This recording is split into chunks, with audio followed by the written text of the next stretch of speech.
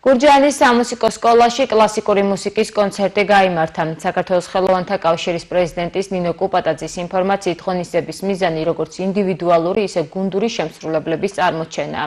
პროექტით გათვალისწინებული არის ორი ეტაპის გამართვა. წარმატებული კონკურსანტები კი თბილისის სახელმწიფო კონსერვატორიის გალა კონცერტში მიიღებენ მონაწილეობას. 19 წელია საქართველოს ხელოვანთა კავშირი ხელოვანები მომავლისთვის ახორციელებენ პროექტს კლასიკური მუსიკის სფეროში, რომელშიც ჩართულია სრულიად საქართველო.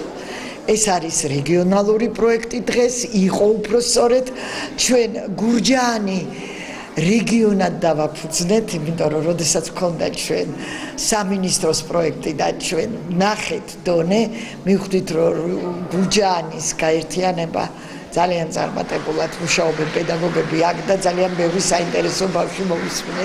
დღეს გურჯაანის სამუსიკო სკოლის საკონცერტო დარბაზში გაიმართა 19 ეროვნული კონკურს-ფესტივალის მომავლის ვარსკვლავების შესარჩევი ტური, სადაც მონაწილეობა მიიღეს გურჯაანის სამუსიკო სკოლების გაერთიანებაში შემავალი სამუსიკო სკოლების 38-მა მოსწავლემ. შემდეგ პროფესიებზე საფორტეპიანო, საესტრადო ვოკალი, კლასიკური გუნდი და საორკესტრო სიმებიანი გიტარა.